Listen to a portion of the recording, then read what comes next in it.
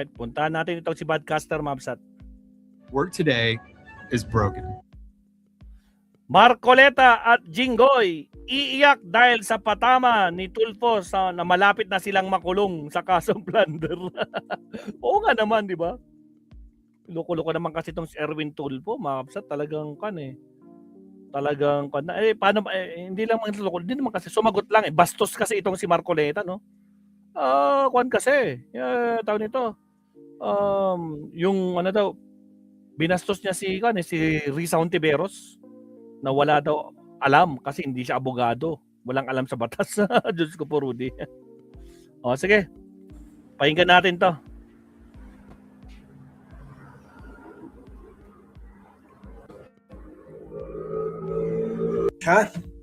Ang tamaang magalit. Huwag magagalit. At kaya galit na galit itong bad trip, itong si or iyak. Michael Pangan, itong si Senator Rodante Marcoleta at Jinggoy Estrada dahil sa patama ni Senator Erwin Tulfo na kaya daw ipinipilit na ipasa itong in such a short time, bypassing Senate rules or disregarding Senate rules, itong amendments sa Senate rule kung saan kahit walang sakuna, kahit walang emergency situation, pwede na mag-absent yung mga senator physically at pwede na sila bumoto para relevant measure to include yung pag-elect ng Senate President and also to convict or acquit Sara Duterte. So nag-react dito syempre si Jinggoy Estrada, kahit pa smile pa siya, pero kalatang kabado, galit, pikon siya at natatakot siya na baka siya ng susunod aarestuhin. So at in fact dinedare pa nga niya ang ombudsman na kung kaya nila kumuha ng arrest warrant or mabigyan ng arrest warrant, kasi ang mag-a-apply pa yan ng ombudsman, di naman automatic yan, mag-a-apply pa yan sa Sandigan Bayan at ang Sandigan Bayan ang mag-i-issue ng arrest warrant. So may maraming kaso si Jinggoy, including yung 200 million ata PDAF scam, yung scam kay Janet Lim Napoles. Meron siya kaso plunder dyan, pero na-downgrade ito thanks sa tulong ni former President ay sandali, hindi ko pala na-off dito yung sandali yung sa ICC. Mamaya pupunta tayo diyan yung ICC trial silipin natin pagkatapos ito. So ito lang muna i-play muna natin itong pahayag ni Jinggoy na sabi niya, bakit sure na ba si Erwin Tulfo na maglalabas na ng arrest warrant sa akin? So dahil marami siyang kaso dyan sa Sandigan Bayan, siguro marami na rin na mga Sandigan Bayan justices na sa tingin niya hawak niya. So kumpiyansa siya, hindi siya ma-isyuhan ng arrest warrant kahit na-filean na siya ng kaso for plunder na non-bailable. So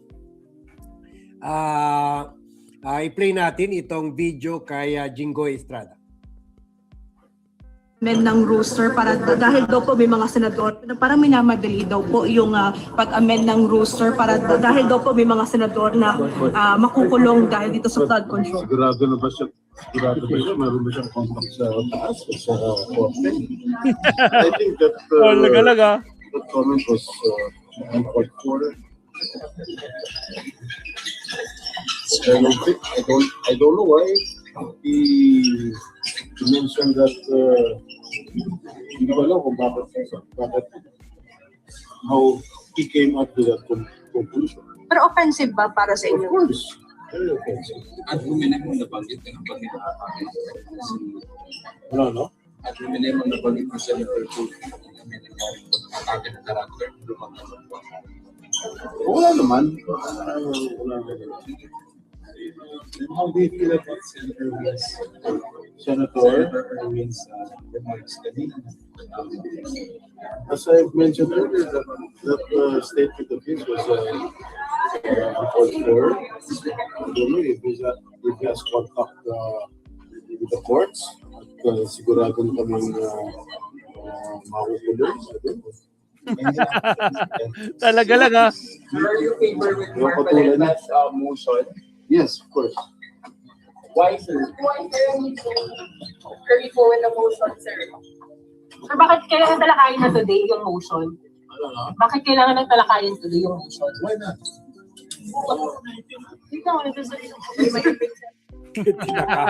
Tinakasan ng media. So tingnan nyo, yung statement niya na sigurado na ba si Erwin na ma-issuean na siya ng arrest warrant pag na-file siya ng kaso bukas, plunder in relation to his to the flood control anomaly dyan sa Bulacan. So ibig sabihin, bad news ito sa atin. Ibig sabihin, kumpiyansa siya. Hawak niya yung mga justices ng Sandigan Bayan. Hawak niya. Kumbaga, okay, mag-file ng kaso sa kanya pero sigurado siya hindi maglalabas ng arrest warrant laban sa kanya dahil marami siyang kilala sa Sandigan Bayan. Kaya i-like nyo itong vlog, i-share nyo itong vlog para mapunta ito sa inbox ng mga justices ng Sandigan Bayan kasi sabihin nyo, kumpiyansa si Jinggoy na hindi siya makukulong kahit non-bailable ang kasong plunder ipafile sa kanya. Hindi siya makukulong. Lilitisin siya pero hindi siya makukulong. Hindi siya issuean ng arrest warrant dahil malakas siya. Malakas siya sa korte. Sabi pa kanya, bakit? Sigurado na ba si Erwin na maglalabas ng arrest warrant? May kausap ba siya sa korte? So ibig sabihin, kausap niya yung mga Sandigan Bayan Justices ngayon pa lang at hawak niya mga ito. Pakinggan niyo ulit. Po yung pag-amend ng rooster para dahil daw po may mga senador na makukulong dahil dito sa flood control. Sigurado na ba siya? Meron ba siyang contact sa taas o sa korte? I think that comment was uncalled for. So yun, sigurado ba siya? May contact ba siya sa korte? So dapat malaman ito nila Boying Remulla. Sayang lang yung pag-file nila ng kaso, hindi pala makukulong si Jinggoy, dahil malakas siya, may kapit siya sa korte. So eto naman si Marcoleta, ganon rin Quadrin na nag-react rin in a negative way dito sa pahayag ni Erwin Tulfo na gusto nila palitan yung rules in view of the fact na marami sa kanila ay sa majority 10, sabi ni Ombudsman Boying Remulla, 10 sa kanila ang kakasuhan sa kasong plunder at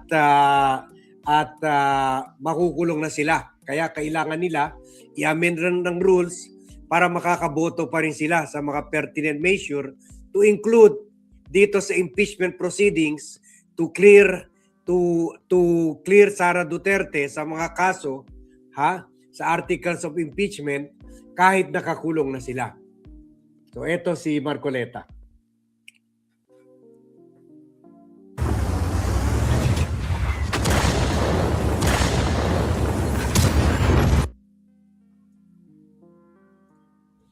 So ang lakas ng loob nila, no? Tingin nila kayang-kaya nila ang korte. Yun ang kanyang siniisip. Yun ang iniisip niya. Pero Kaya pa ayaw niya rin madaliin namin. Dahil gusto niya may nakulong. Ganun ba? Because an argument can cut both ways. So, parang tungtuwa ba siya? na merong nawalong sa amin na hindi namin magamit yun. Kung talaga nagmamalasakit ka at we are colleagues here in one institution, dapat hindi siya magsasabi ng gano'n. Di ba? Pero ganun po bang intention, sir? Para po sa possible na makulong or wala dito? Ang sinasabi ko, Yun ba kanina intention, pa, sir? hindi dahil lamang doon. Mhm. Ang sinasabi ko, maski ang COMELEC, pinayagan na nga na bumoto. Ito ay makabagong panahon na natin. Let us take advantage of modern technology, communication, information technology. Pwede naman eh. Para sa ganun, lahat makapag-participate. Gamitin daw ang modern technology, innovation, kumbaga. Diyos ko po, Rudy. You know that Congress is a deliberative body. It's a parliamentary institution. So lahat dapat magampanan ng tungkulin. Bakit mo i-deny sa kanya yun? Sabi naman namin doon, under justifiable conditions or situations. So, maliliwanag na, hindi pa nga kami makapag-debate. Ako talagang kikil na sila. So pwedeng lumabas po sana yun sa debate, sir? Sana nga, ganun lang. Kung hindi naman sila magbibigay ng pagkakataon na pag-usapan namin. Ako, kamumusong ko pa lang talagang akala mo yun. Parang meron silang piniprevent na may sila pala yung, ang iisipan pa lang nila, ganun eh. Kami pala kaming iniisip na ganun. Yan ang kanyang siniisip. Yan ang iniisip niya. Pero yun po ba Kaya pa ayaw niya rin madaliin namin. Dahil gusto niyang may makulong. Ganun ba? Because that argument can cut both ways. So, parang tungtuwa ba siya na merong nawalong sa amin na hindi namin magamit yun? Kung talaga nagmamalasakit ka at we are colleagues here in one institution, dapat hindi siya magsasabi ng gano'n. Di ba? So, umiiyak siya dahil wala daw. Nagpapakita daw si Erwin Tulfo na wala siyang malasakit sa mga makukulong. Sino ba naman magkakamalasakit sa mga magnanakaw? Bakit? Nung tumanggap ka ng 75 million kina Mike Defensor, binigyan mo ba ng balato si Erwin Tulfo? Binigyan mo ba ng balato ang taong bayan? May nagpatayo ka ba ng mga feeding center para sa mga mahirap? Nag-donate ka ba sa mga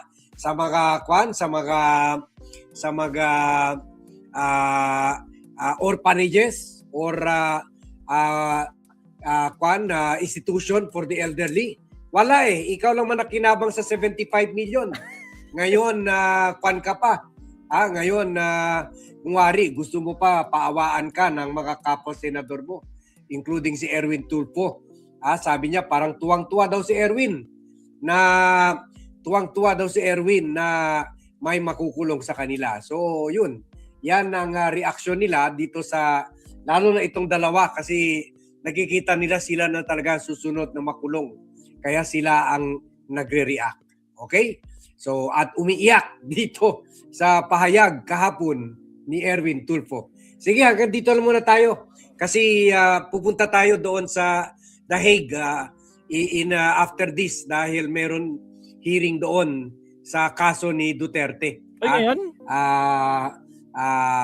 After this, magla-live tayo doon. Okay? So thank you very much everyone for watching. Thank you very much for joining me in this vlog. And see you in my next vlog. Alright, salamat Sir Bad. Grabe na. Marcoleta at Jinggoy mga kabsat umiiyak sa patama ni Tulfo, ni Erwin Tulfo. Bakit? Sigurado ba ang kan? Mabibigyan ako ng warrant? Bakit? Kilala niyo ba yung nasa taas? Ito naman si Marcoleta, sabi niya, bakit? Gusto niya bang makulong ang mga kasama namin dito? Ay, lako po! Talagang alam na this. Alam na. Bistadong bistado, di ba mga kabsat? Diyos ko Lord. O siya, next topic tayo.